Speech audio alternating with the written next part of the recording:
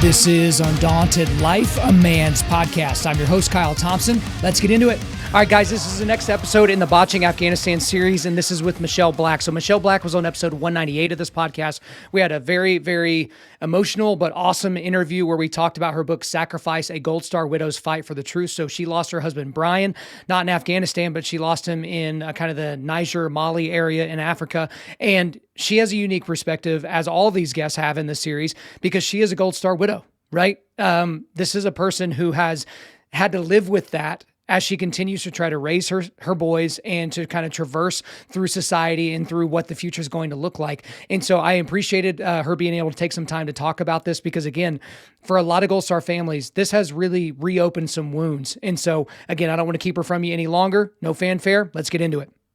Michelle, thank you for coming back on the show. I know that the circumstances are a little bit crazy. We're not going to be doing the same level of fanfare that we did with the last episode, but I know that a lot of my listeners would love to hear your perspective on what's going on, and we'll just kind of figure it out from where we start. But I just wanted to just initially kick it off with getting your overall thoughts as to what has happened in Afghanistan and what is currently happening on the ground there. Well, first of all, I appreciate you having me on, Kyle. My initial thoughts, I think I'm feeling what so many Americans are feeling, which is just devastated. Seeing the images from yesterday, it was very similar. It was like reliving 9/11, honestly. But almost worse, because even though it was not in our country, you felt so helpless.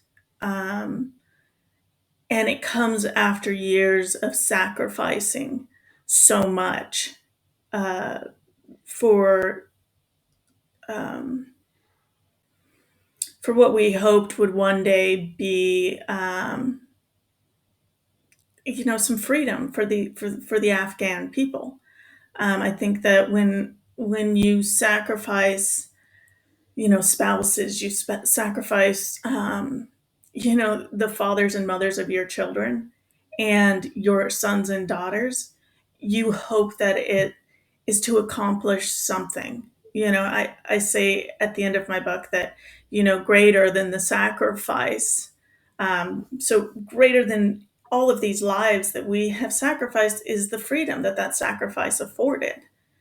And when you see things like what we saw yesterday, it tears your heart out, not just for those people, but it brings up that grief, because that grief has almost no reason. It really cuts deep. It really cuts deep.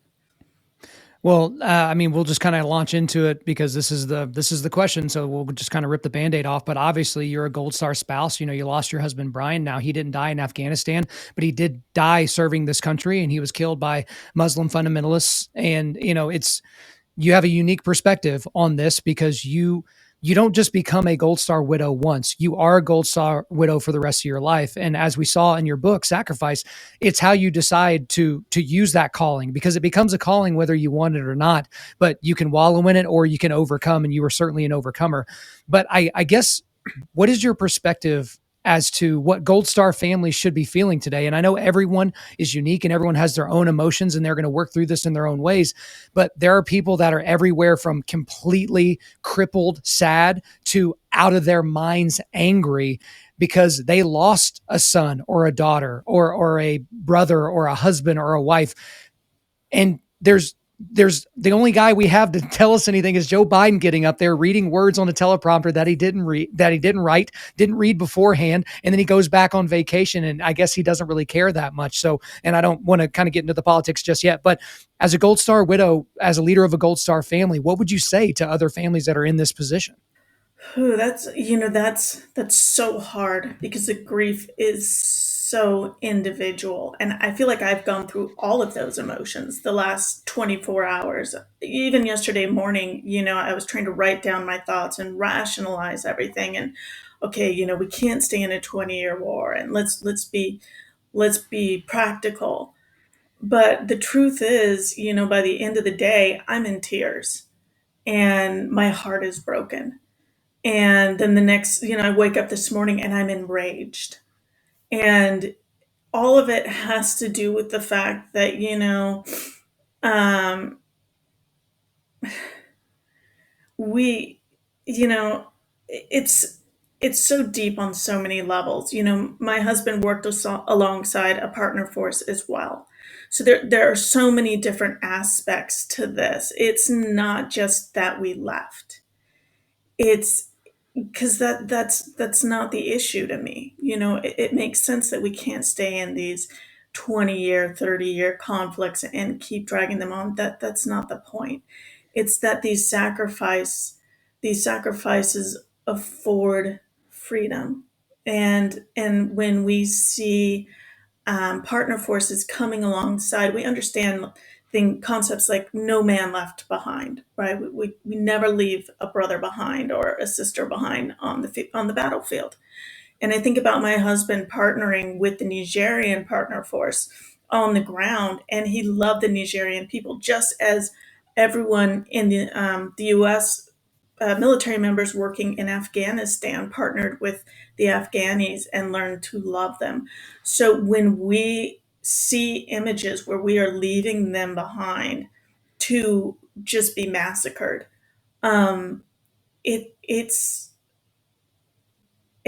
so hard to deal with because it's another level of grief, because it's not, now we're not just grieving the loss of I'm not just grieving the loss of my spouse. If, say, Brian died in Afghanistan, now I'm thinking about all of the Afghani brothers that were working alongside him, that he sacrificed. Let's say, he sacrificed to save one of his Afghani brothers, and now that Afghani brother has been left behind to be massacred by the Taliban. I mean, that to me would just tear me apart. Every person who made it home when Brian was killed, every person from his team, um, that to me brought home pieces of Brian. But if I were to then see all the members who, even if the Nigerian partner force who survived being massacred, that is just, God, that brings back all that grief. So I don't know what to say to those families except I am so sorry. Yeah, I mean, I feel like there's too many things to be mad at, but there's also too many things to be sad about all at the same time. And so, because there's a lot of blame to go around, namely with Joe Biden, because he is the commander in chief, so the buck has to stop somewhere. Even though, if you listen to his press conference, earlier this week, I'm not sure when we're going to be releasing this, but we are recording it on Tuesday, the 17th. But we're going to be learning a whole lot more things as things go. But things aren't going to get better for these Afghani people as the days and weeks go on. It's only going to get worse, because you can't look at the Taliban like it's just another country that disagrees with us politically and we're going to go to war over some sort of a squabble. These are people that have a fundamentally different view of humanity than we do, and they're going to treat these people differently. And a great point was made in an earlier episode, where there are people that were born in Afghanistan after the Americans were there, basically, kicking the Taliban's butt and kind of moving through the country and stabilizing it. So there are people that are in high school and in college in Afghanistan that all of a sudden are not going to be able to go to school anymore. Like the young girls, especially, like their lives are going to be completely irrevocably changed. And so I guess one thing to transition to another subject matter is, no one's really talking about the generals. And it's because it's seemingly the generals all gave Biden the advice to not do this, and he did it anyway. But obviously, for those of you that have read your book Sacrifice, which that'll be in the show notes, you should definitely go pick up a copy. There's a lot of crap that goes on, and cover-ups and mix-ups and moving around that the government does, all to save face, all to make sure that people can still ascend the ladder and get that next job or that next promotion. In a situation like this, knowing what you know about the ins and outs of that process, would you expect there to be some fallout? Would you expect there to be some heads that are going to roll? Or is this going to be an extreme example of people playing the cover up game? That's a hard one to call. I mean, from my personal experience, I hate to say it, but I would expect a lot of cover up. Um, I would hope that there would be some responsibility held, but even in yesterday's press conference, it was so reminiscent of the press conference I heard after of the media brief held by General Waldhauser following the incident in which my husband was killed, where it started out with General Waldhauser stating basically the buck stopped with him, and he made a lot of great points, but in the end, blame was shifted elsewhere. And I think Biden did a great job initially of, hey, buck stops with me. The speech, it was a great speech. There were a lot of good points, but in the end, there was also a lot of blame passed off elsewhere. And if you're going to say the buck stops with you, you have to actually accept full blame. Um, you know, Yeah, it's one of those things that I'm curious to watch as well. But another thing that you're uniquely suited to speak on is how the media will react to certain situations. Because obviously, in the situation that was surrounding Brian and his team being killed, the media malfeasance and some of the things that were going on in the media was absurd. It was ridiculous. Again, you detail that very well in your book. But what do you think the media is going to do? Because me personally, early part of this week, I feel like even the left wing media is pounding Biden a little bit. There's very few people that are coming out praising him for his leadership abilities or his decision making capabilities. There are people even on his side of the aisle that are like, yeah, Joe Biden's basically been an idiot about foreign policy his entire career. Why would we expect this to be any different? This is just going to be the bloodiest of all the mistakes that he's made. But from your perspective, knowing what the media likes and what the stories that they want to run is, what would you say is, what do you think is going to happen with the media? Do you feel like they're going to try to shift the media or shift the narrative to maybe help Joe Biden or maybe not? that's so hard to tell because I think I've been surprised this week pleasantly um, how honest the reporting has been because and I think the media does listen to military leadership, and that was where the issue happened with the incident with my husband because the military leadership in that incident were covering up for upper level leaders. Here, the military leadership, um, I'm guessing, are not covering up for Biden. They're just saying this was bad, but that could be because some of them went along with it and they want to, you know.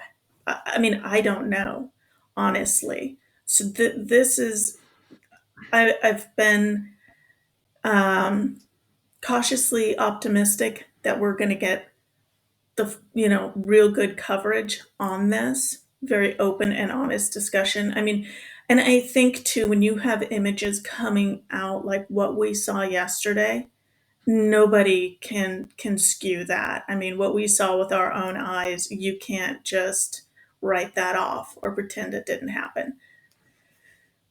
So Yeah, I think right now we're in a position as Americans to maybe take a little bit of a break from complaining about the things that we complain about, because as Americans we complain about some of the dumbest crap possible. But it's part of the reason is because since 2001, right, since September 11, 2001, we haven't really had to deal with any issues that were like right here in front of us. So we've been able to make up all these different things to complain about.